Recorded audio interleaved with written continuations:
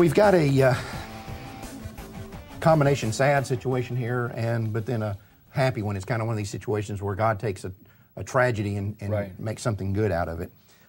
We reported on this in our news segment several months ago, actually over a year ago. And there were some things going on. This is a situation where this young lady, Laura Smith, was in my view, murdered at an abortion clinic in Massachusetts. And we've had contact with her mother, Eileen, over the year since this has happened, more than a year since this has happened. And there's been a lot of legal things going on behind the scenes, and we were going to bring Eileen on, but we didn't want to mess up any of the things that might happen by having her come on here and inadvertently say something, or us say something that might interfere with the criminal case that was actually being considered against this guy, because he should go to prison over this deal. Fortunately now, the good news is of all this, that he has been indicted. And so now we feel more comfortable bringing on Eileen, the mom, to talk about this situation. So she joins us now from Wildwood, New Jersey. Hello, Eileen. Hi, Mark. How are you doing today? I am just fine, and thank you for coming on. And again, we certainly certainly enjoyed your visit to our office a few months ago, or about a month ago, wasn't it?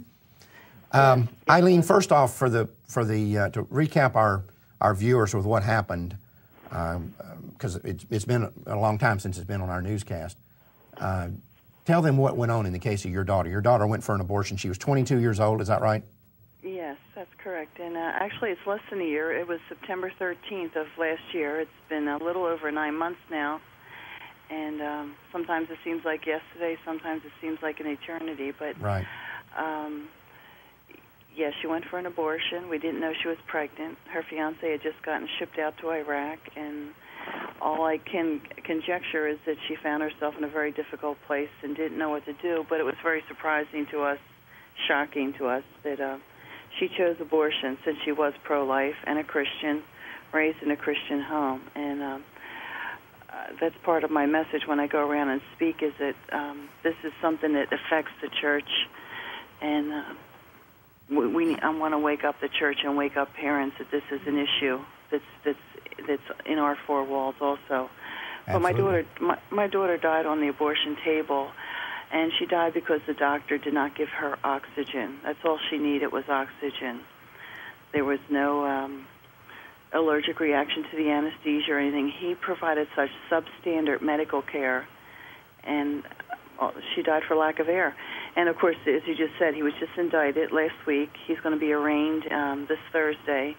And I am thrilled that somebody heard me. It was a long haul, banging on those doors and trying to get someone to do something. But everything took so long. I know they say the wheels of justice move slowly, but I'm very grateful that they've reached the same conclusion that I reached within 10 seconds of meeting the doctor, that he was responsible, that he did kill my daughter, and I wanted justice for her. Well, I remember, Eileen, the first conversation that you and I had, and I guess you know the date better than I do. I thought it was more than a year ago, but it just seems like so long because Yes, you and I were so adamant that they do something. We wanted them to do something when this happened. The day after, yes. Right. But, I remember telling you at the time, I said, this is negligent homicide. This is not an accident. This is not malpractice. That's right. And this guy had a complete disregard for the safety of any woman he was working on.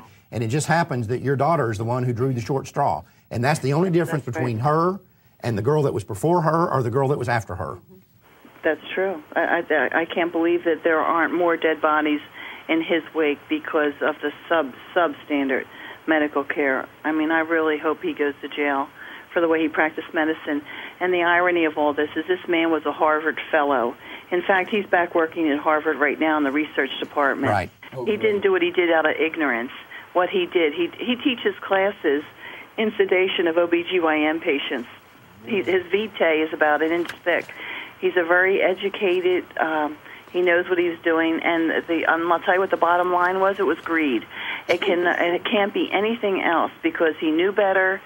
He was aware of what was going on, and the cover-up the elaborate cover-up, he went to great lengths to cover up what he did to my daughter. He did everything that he should have been doing all along, so he knew what to do. Well, and didn't. I told you about a DVD that we produced, or a video we produced several years ago, involving a young lady in Colorado, and I think I told you at the time, Eileen, that it was a very similar situation to what happened with your daughter. This was a young lady named Christy Style, and she was having an abortion on her 18th birthday. And this guy looked up from the procedure. The nurse said, "Oh my God, she's blue." And they looked up, and she had quit breathing. She died, basically the same thing that you're talking about. It's simple. If they'd have had any kind of resuscitation or a crash cart, she'd have been fine. Yes, exactly, exactly. This man admitted, his name's Ron Kozinski. Kozinski admitted in his medical board hearings that he had no experience in anesthesia, no training in anesthesia. He put this woman under general anesthesia, which any trained medical professional will tell you is the most dangerous of all medical procedures, is anesthesia. This man put her under general anesthesia with a very high-powered drug. He had no training in anesthesia. He had no one on the staff that had training in anesthesia. When they asked him if he had a crash cart, he said yes, but it wasn't in the room, and some of the equipment on it didn't work. Right. Then they asked him why he didn't do CPR. At least do CPR on the woman while you're waiting on the ambulance to get there. Laura's doctor did not know how to do CPR. It's amazing. That's what Kozinski... Yes. Kozinski testified to the same thing in his medical board hearing. He says, "I've never had training in CPR." Yes. So yes. Now, in her case, they were able to revive her, and she's now in a permanent vegetative state. And like I said, we did a DVD on it called Christy's Choice, and I think I sent you one of them. Yes, I've seen it. And Kozinski got slapped on the wrist and went back to work. Kozinski didn't do anything. He's working right now. As you and I speak, he probably has a woman in the stirrups as we speak. Right. He never missed it. Never missed it. I am so grateful to the DA in this county here that he was able to see what he did and prosecute him. Eileen, what did you have to do to start getting justice rolling? Oh, I showed up on his doorstep. At least, every 2 to 3 weeks, I would go there and say, "This man killed my daughter. What are you going to do?" And he really wanted, he never prosecuted a doctor before for manslaughter. He has, of course, doctors selling drugs, using drugs, but never for this. And I kept saying, he killed my daughter. What he did went so far beyond the pale. And that's what he told me. It has to, there's a gray line. There's not a black line is when does a doctor stepped over. And but the autopsy took 5.5 months. So until he had that in his hands, and I appreciate where he was coming from, he could not even look into it because it was just a mother crying, "This man killed my daughter." But I kept going to him and saying, "He killed my daughter. Please look into it." And when the results got back and proved that I was right, and then immediately after the results, the cover-up was brought to light too. So once he saw what the doctor did to cover it up, I mean, to me it's an indication of guilt, but I know the courts don't see it that way. He's not going to be convicted on covering it up. He's going to be convicted on what he did, but it's a tremendous indication of guilt to me. Well, Johnny, let me tell you what the difference between this case is and many other cases we see. And I told this to Eileen the first call that she made to me, the first time I talked to her. I said, these people want these cases to just go away. Nobody wants to jack with it. Yes. And they want them just to slide under the rug. And most cases, that's what happened. And I remember this distinctly. I remember thinking, as I was talking to Eileen, this is a mom that is not going to let it go away. And I remember telling Eileen, I said, look, what that DA has to be convinced of more than anything else is that you are going to be his worst nightmare if he tries to sweep this under the rug. Right.